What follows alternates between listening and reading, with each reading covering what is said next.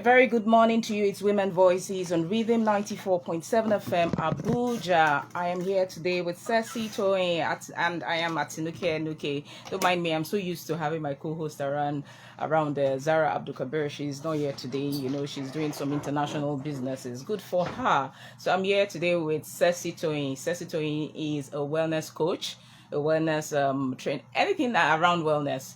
You can always trust her for that.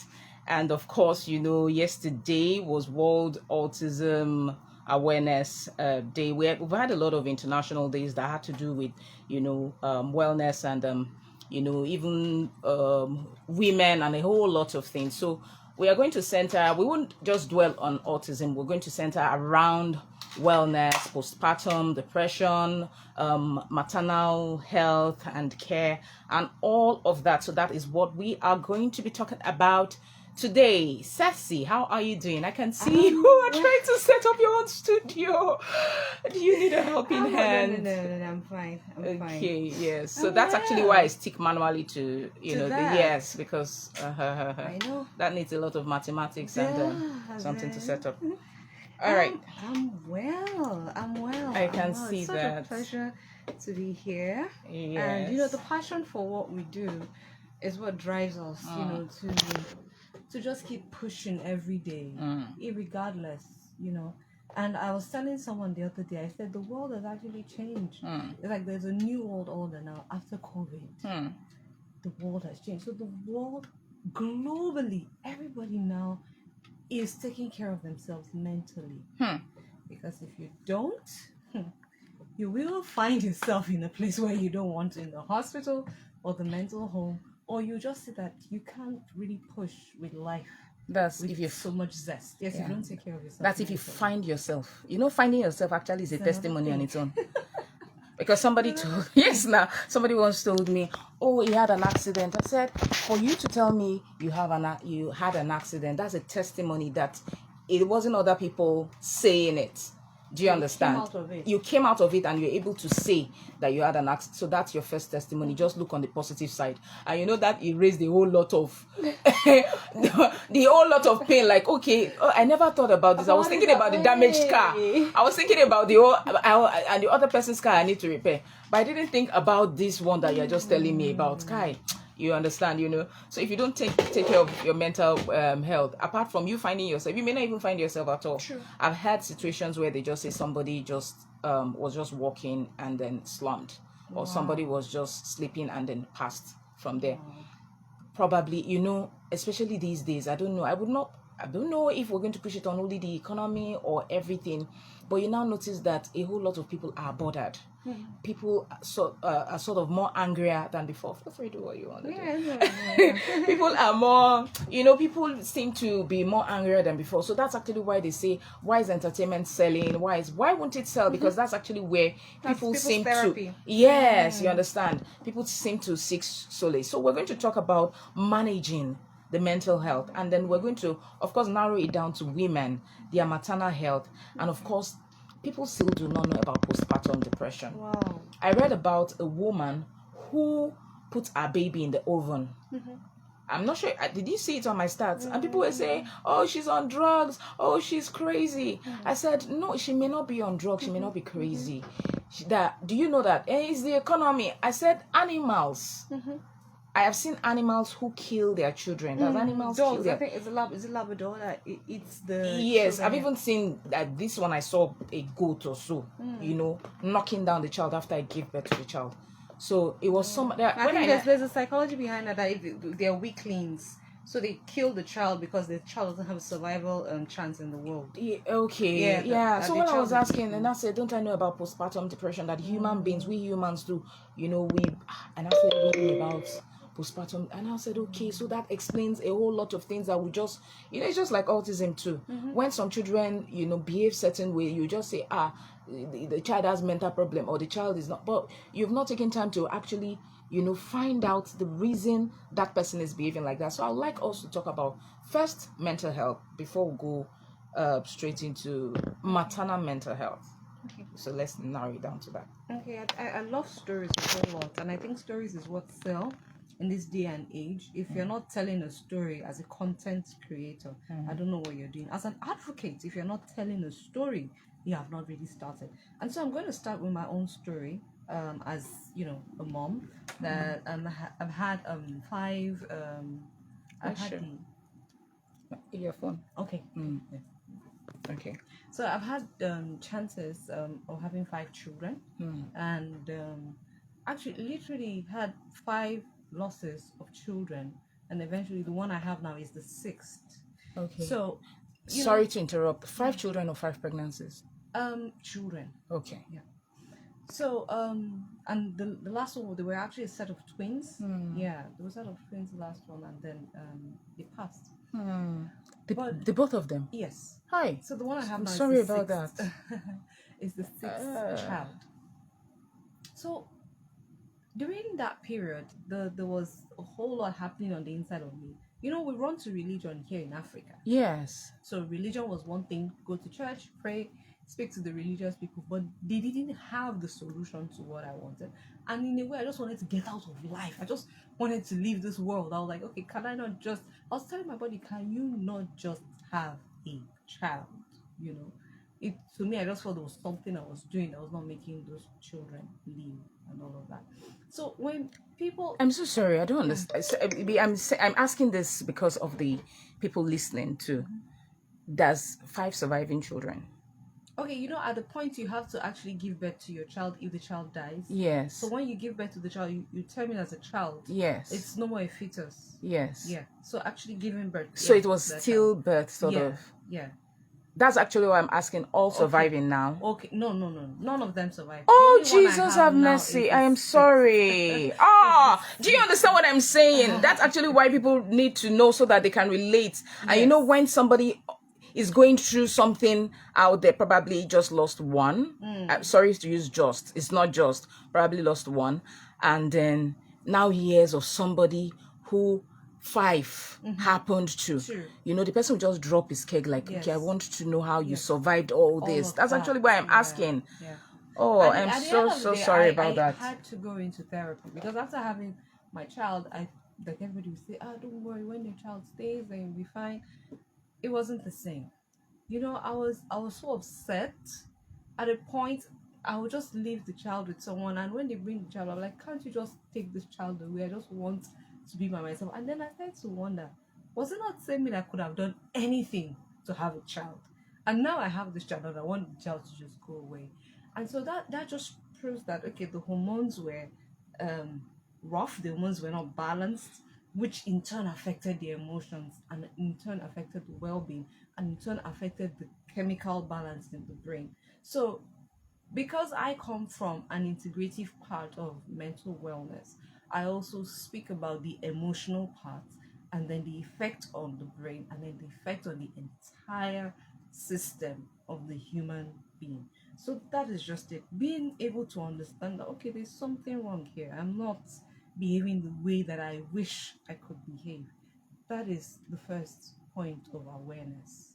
That's the first point of entry. Okay. All right. So you seek I'm sorry, I'm just trying to wrap my head around it, you know, and to know how you got that strength from, you know, recovering. I know people who it has happened to, and they are unable to recover. They're unable to even, you know, bounce back. They just still held that burden, still held that cross and all of that. So we go to the general well-being. Did you at the end of the day tie that to a certain thing? Okay, for example, some women would say they don't want to have kids anymore, probably because of what they went through in you know, their first or second pregnancy. Some may be what they are seeing, some may be the economy, some may be the aftercare and all of that. You know, did you tie yours, the reason you were feeling that way, were you able to tie it to something?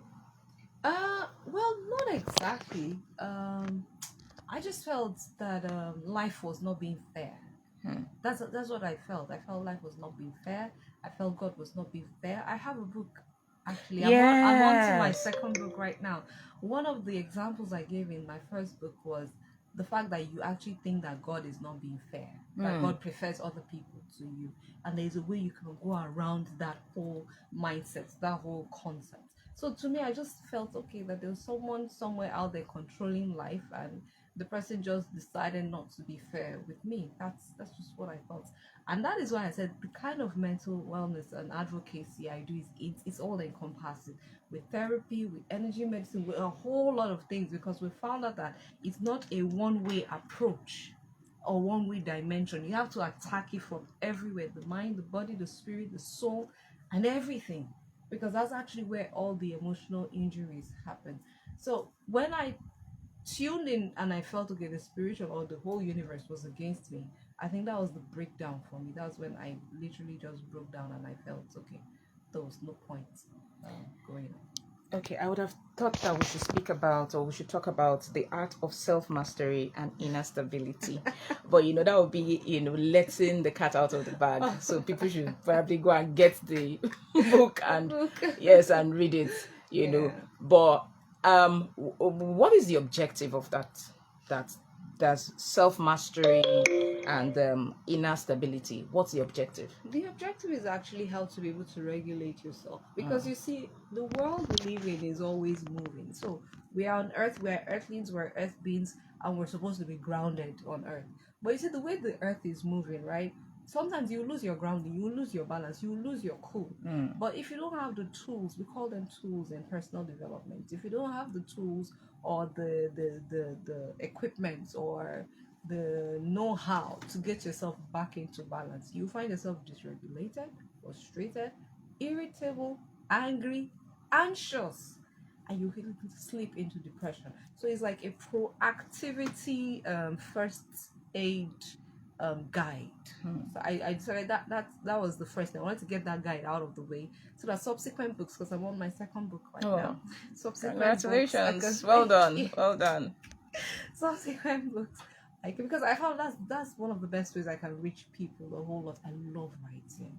I love more than posting on social media, because that the space there is not even enough. After a while you can't, and we're lazy readers, sort of. Lazy readers. Yes. But if the person has a book, you can pick chapter 1, read and understand.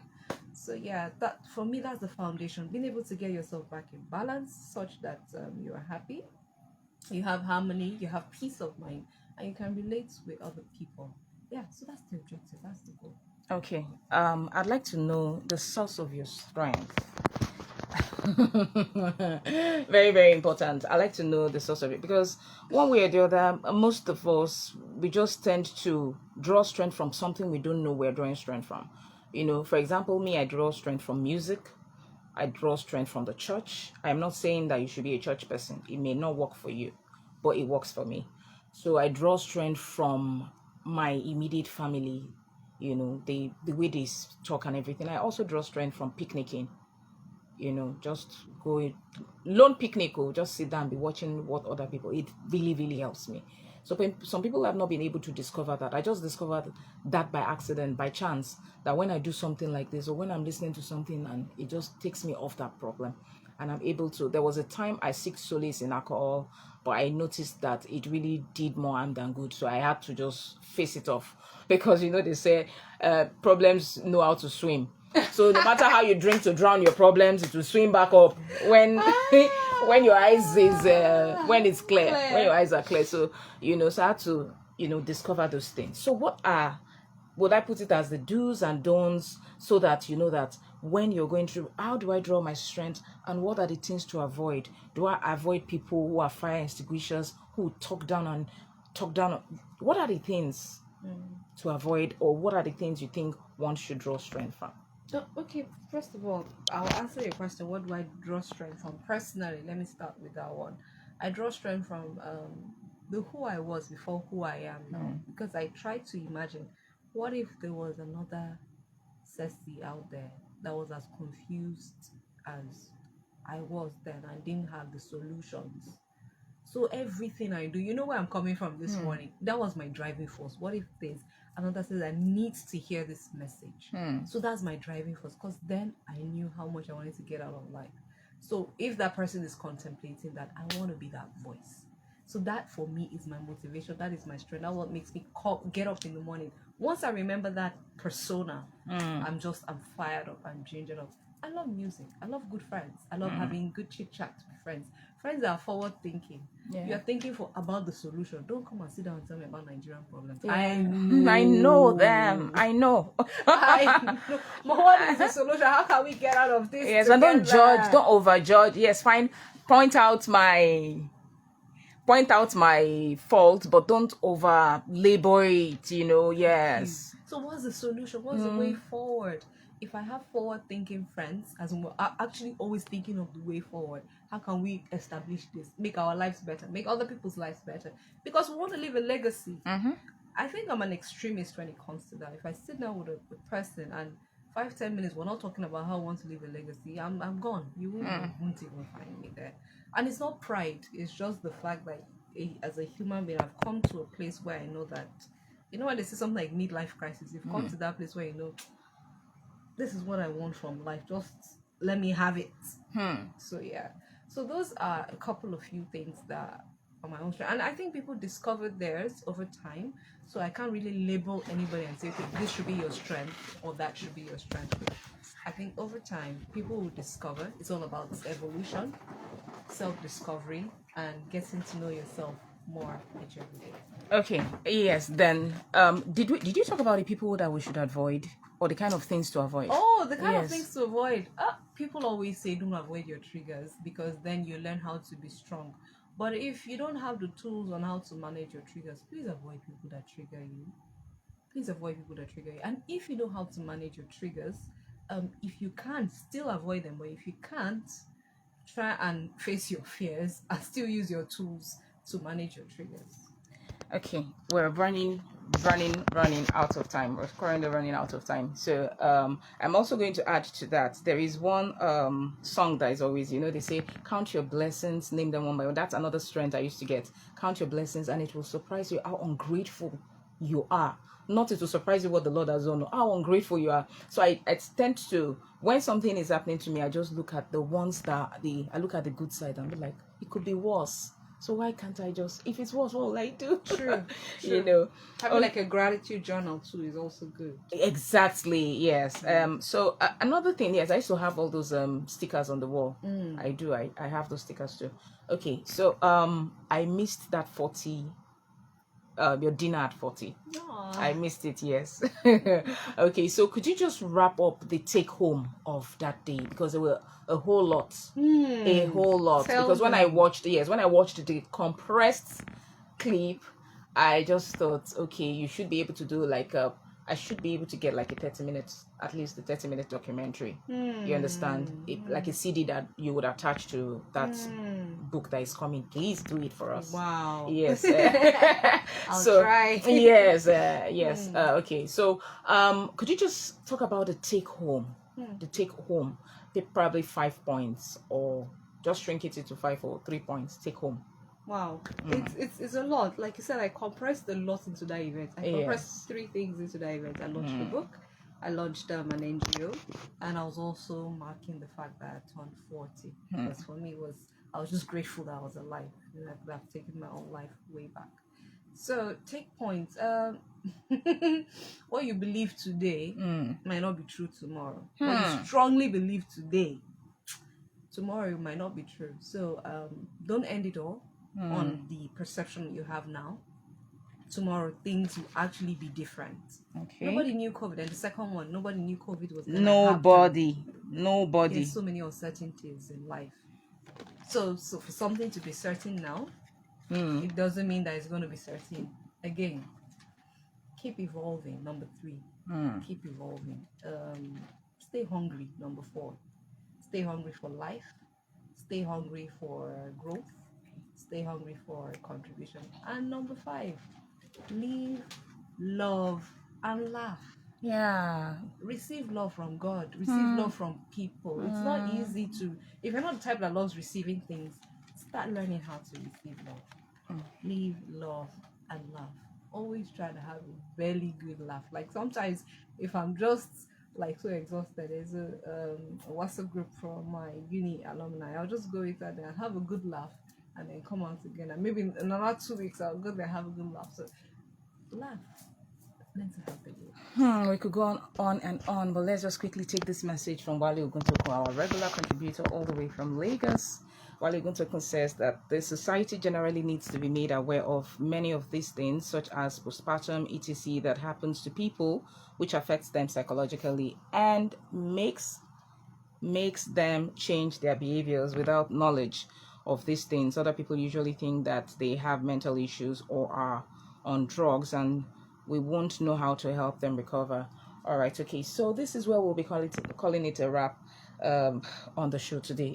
It looks really, really very fast, right? Okay, so we'd like to thank Mercy Edward, Adeshola Olonode, and Wale Oguntokun, and of course Sesi Toyin, the wellness coach. Thank you so much. And CEO of the Wellness Hub Africa. All right, okay. Thank you so much. I remain Atinuke Nukay, and thank you, Princess Daniel, for coming around.